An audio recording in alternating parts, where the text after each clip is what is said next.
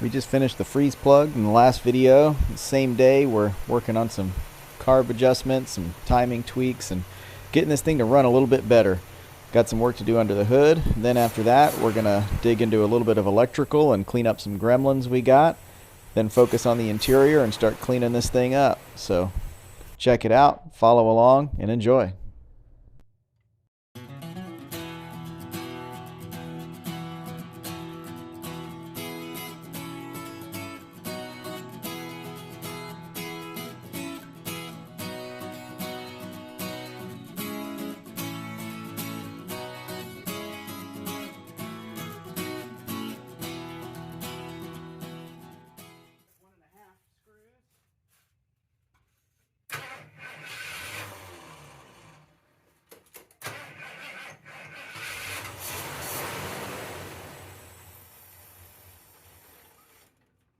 Barely, but also the advance is not right.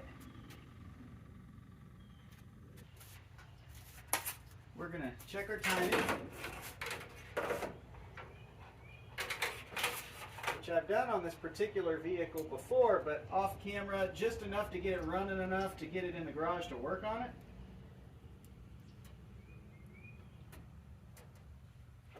Now we're gonna try and get it set up properly. This might be a good angle for you to see all the excitement. I've got marks on this thing. There's the white dashed line. There's a dash at the top on either side of the pulley. That's my 0 mark. There's a white line that runs all the way through at 10 degrees, which is where I want to set it at base. And then I took my blue Sharpie and put a line through at about 36 degrees, which should be total timing, with the vacuum advance hooked up and this thing revved open, getting those weights out. So we're gonna fire it up, set it at 10, and then see what it does at full.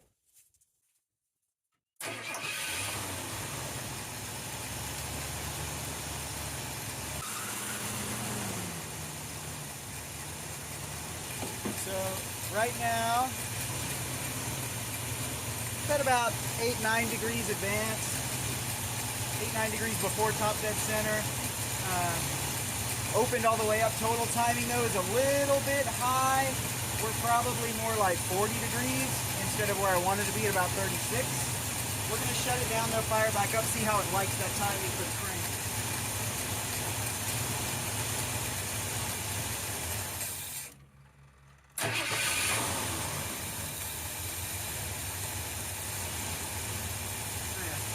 She's happy cranking right there. We're going to lock that distributor down.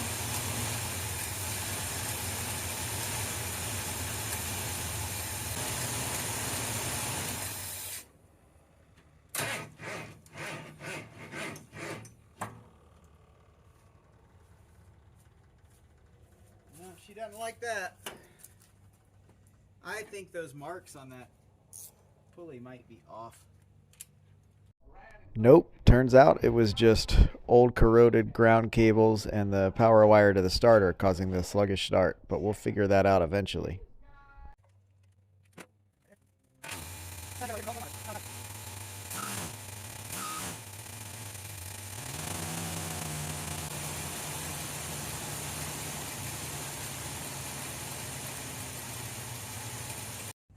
So when I get this thing running about right, timing wise, vacuum wise, and everything looks happy, it runs like garbage.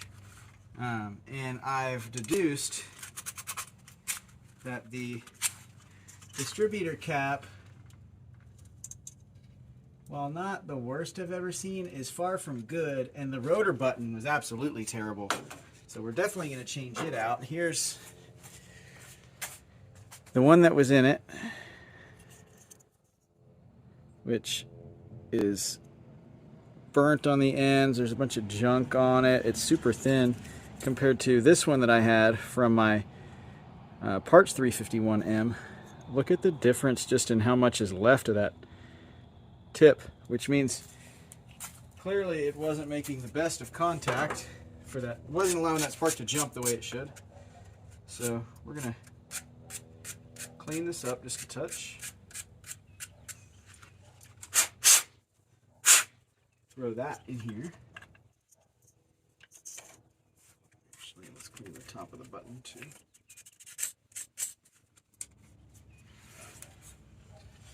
Yep. That's on. And then I guess maybe we just clean the one that's on it. The one that I was going to replace it with is almost as bad. Both caps were pretty worn, but let's just at least sand these tips down. That should at least help. I'm sure the plugs are trash too, but let's try and get a dial in before we go screwing with plugs, because that shouldn't make a huge difference unless they're totally abysmal. Let's just give this a go, see what happens.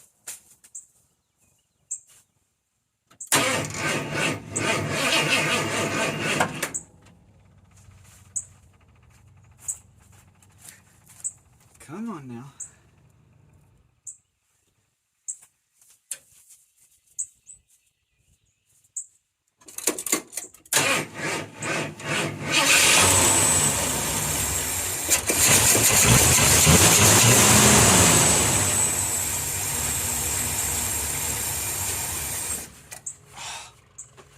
Kidding me.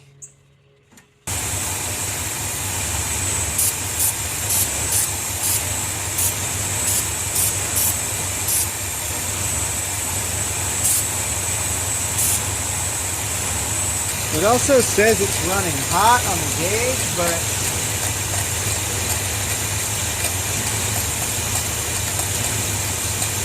radiator's at 149. Fins are at 165.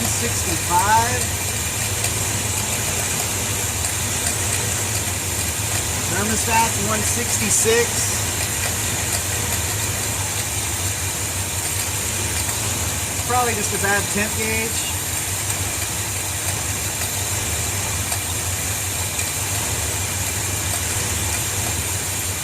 It's not overheating, it's sitting right where it should.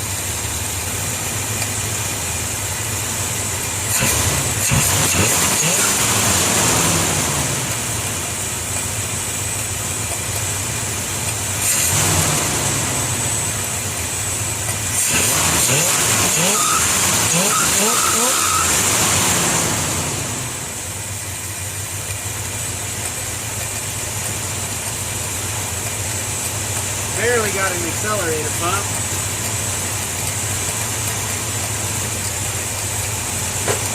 Might just need the crop driven out of it.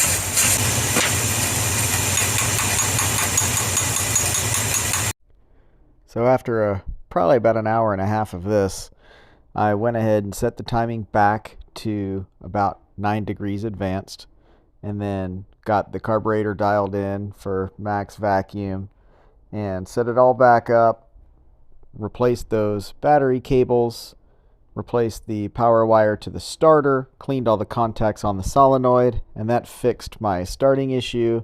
And I also went in and replaced all the plugs and wires and cleaned everything up and got it finally running the way we wanted it to. Camera died, so you missed it, but I removed just a little bit of wiring. That was all cobbled together, all under, over, everything in the engine bay, zip tied underneath the truck. Some of it was draped through, drilled into the floor, into the back seat.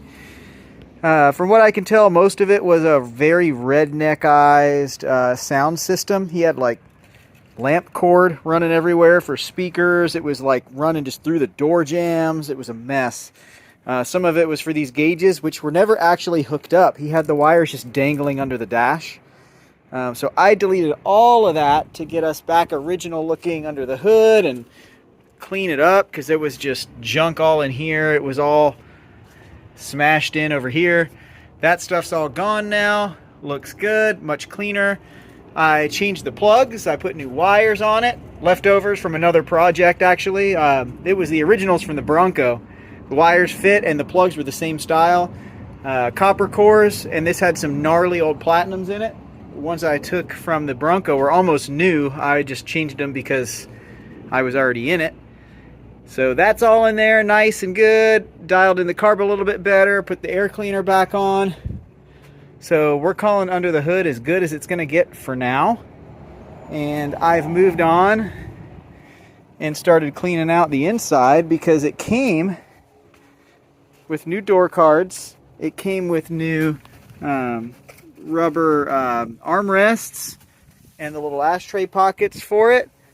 And a full wiring harness, all kinds of goodies. But now it's much cleaner in here. I do have new seat covers we're going to put on too. So the plan's going to be make this thing livable, presentable now. I'm going to vacuum it out. I'm wiping, spraying this door down. I'm going to throw this door panel on, and that should really change the look a little bit here.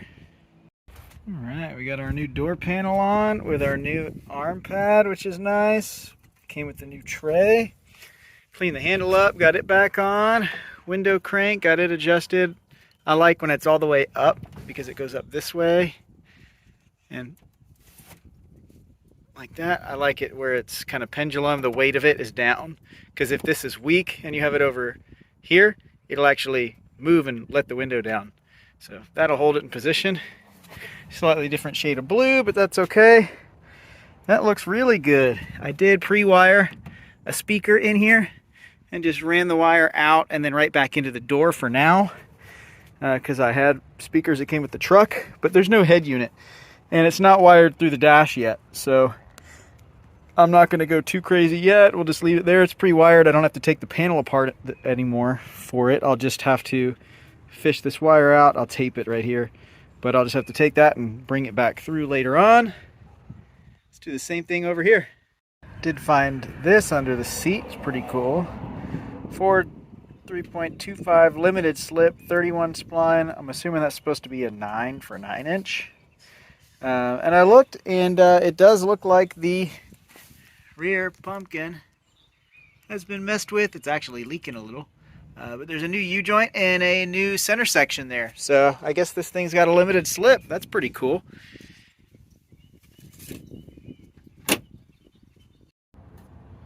Alright, so there is a little bit of an order of operations here. I'll walk you through. So I fed my wire into the door.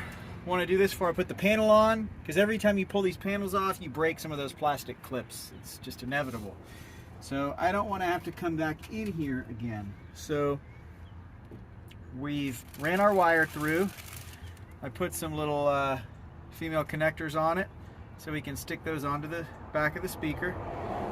And I'm going to do it where, alright, the one that's just the silver is going to be my positive. And I'm going to do the one with the black stripe is going to be my negative. Boom, negative on.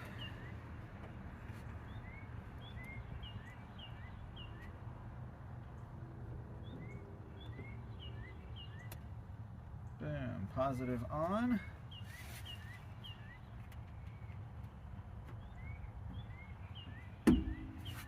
Let's see here. There's already some holes, it looks like.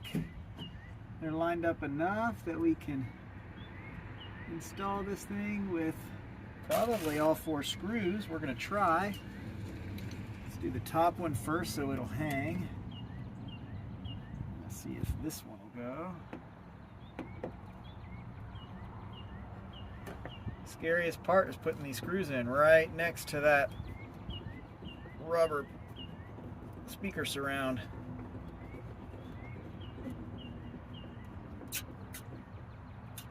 Alright, we're gonna keep it kind of loose so we can shimmy and get these other ones in.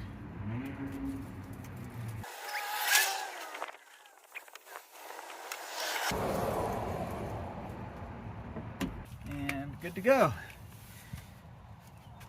So first step is we gotta dismantle some of this stuff. We gotta take the window crank off.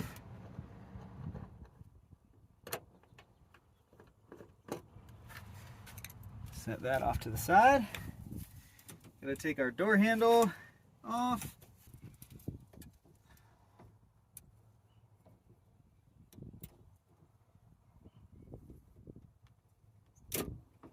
The plastic retainers, these guys did not quite fit into the existing holes very well. This is supposed to be the style with the metal spring clips. So I took a drill bit and just lightly reamed these so that these would actually fit in there. I did that on the other side. It actually worked out just fine since I already had this hardware.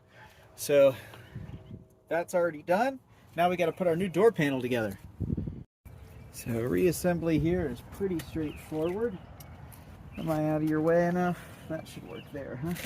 So this pad, I learned the hard way over there, not paying attention, has to go on first because it screws in right here into these holes to hold this firm. If you put the panel on first, you cannot affix this. So set that in place. And it came with screws that'll go in and bite down and hold those in. And you can make sure it's in and centered where you want it and just cinch these down. Alright, and that is on there. Don't want to overdo it, they just need to be firm and tight. Bite in. So now your arm pad is installed. We can install all of our plastic retainer clips. These are just going to twist in like so.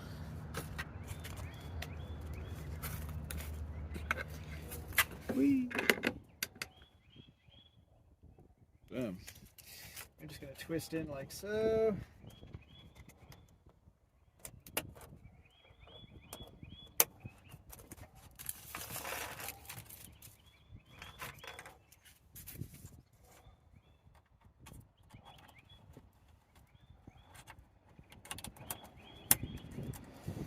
And since I broke a couple on the other side, taking it apart to put that armrest back on, I'm going to be strategic with where I place these. The window crank helps to hold this thing in very firm. So if you're going to not have one, that one or that one is probably the most ideal. You definitely want one in each corner in the bottom. Ideally one in the middle if you have enough. We're going to do one here in the center. Actually, I think we're going to have, it came with extras apparently, because we're going to have just enough to do all of them in this side, which we didn't get to do over there. I skipped the one in the very middle on the bottom on that side. But it fits in there good, firm, snug, can't even tell.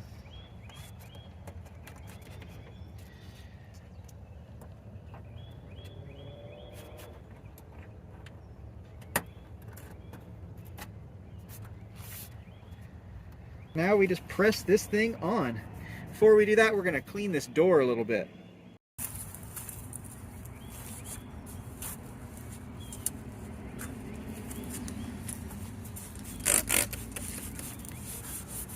This is nasty.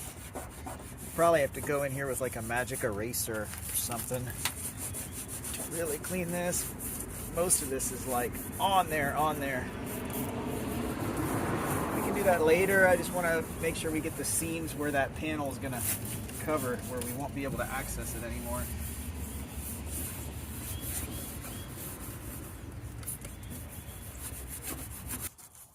Throw our panel on.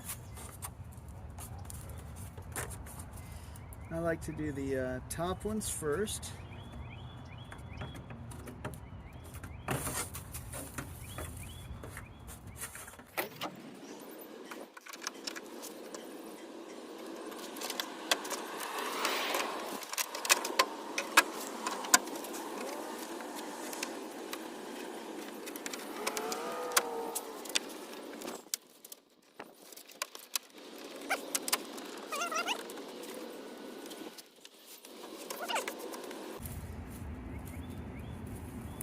Next thing we want to do is our handle.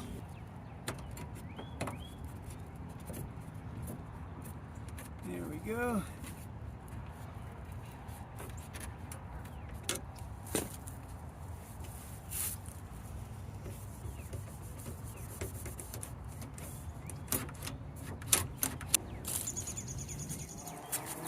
Put our pocket in.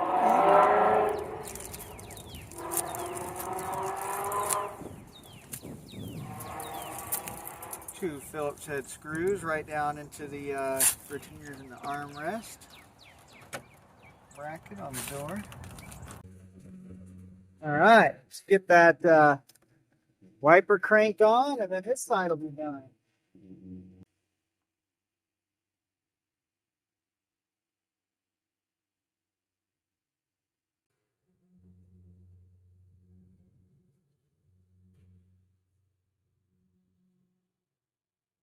Boom. That's it. Looks a million times better. I'm on the fence as to whether I want to repaint this or not. I'll definitely clean it up, but it took a long time to make it look like that, get that wear. Almost tempted to leave it. Boy, that interior is looking better already. Get that seat in there, clean these carpets up. This thing will be ready to go. When you've been thrashing all day, this is what you're left with. Bundles of wires everywhere, spark plugs and spark plug boxes and hoses and timing lights and gauges. Man, we got a lot to clean up. Let me show you this though. The worst of the spark plugs, there's stuff built up so thick on that plug. I doubt that cylinder was really even firing. So hopefully that helped. She's coming around, that's for sure. Cleanup time. Actually, we need some cleanup juice. Then it's cleanup time. I get asked a lot why I save some of the crap that I do.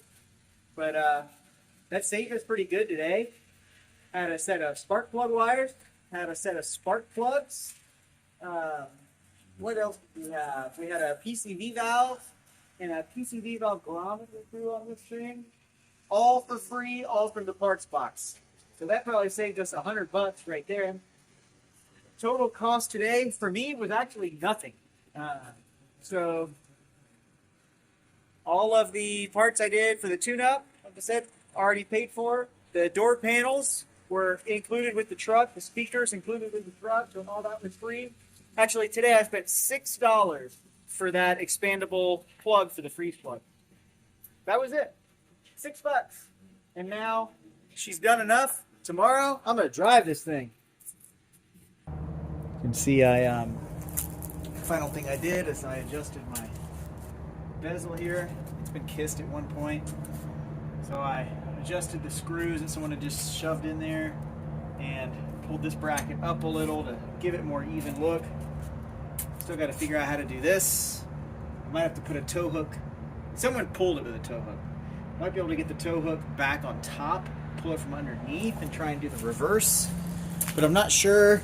I also have a full 1976 clamshell, the bezel and the inserts.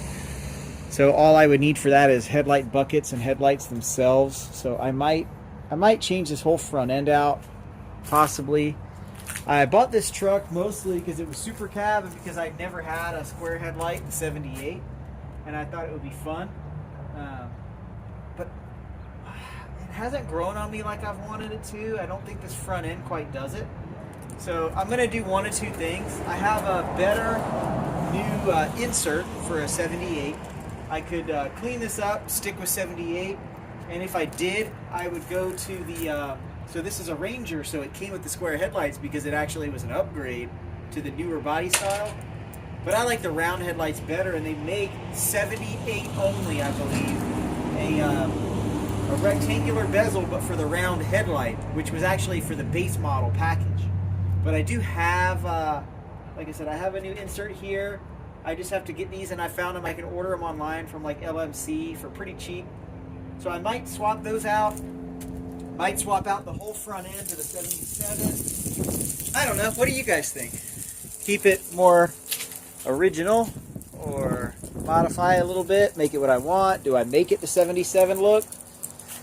I don't know. But I will say she's looking a whole lot better. Let me show you guys the interior after we got those panels on.